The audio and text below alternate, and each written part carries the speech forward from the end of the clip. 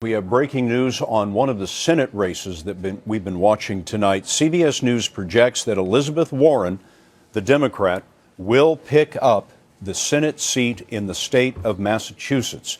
We are projecting that she has defeated Scott Brown, the Republican. You may recall that Brown won the seat of Ted Kennedy in 2010 and has stood for re-election now and has been defeated by Elizabeth Warren. This is a pickup for the Democrats. Republicans were hoping to win 4 more seats than they started with to take control of the Senate chamber, but now the Democrats have picked up 1 more seat than they had at the beginning of the evening. Byron Pitts is following the Senate races for us. Byron?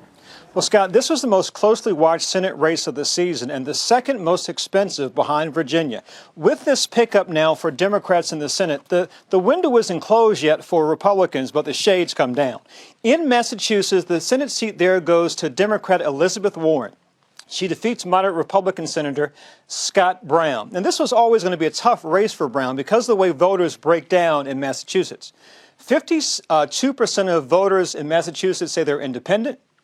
36% say they're Democrats, and just 12%, a small number, say they're Republicans. Because of that small figure of GOP voters in Massachusetts, Republicans told us that Scott Brown had to win 20% of the vote tonight in order to win. But look at our exit poll.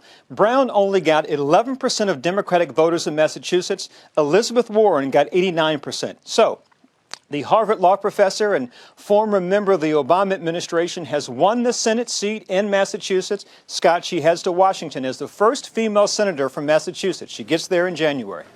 Byron, thanks very much. A big pickup for the Democrats, Bob. Yes, it was. And this is Massachusetts reverting to form. I mean, this was Ted Kennedy's seat. When Scott Brown got elected, he said, no, it's the people's seat. And, of course, that's right.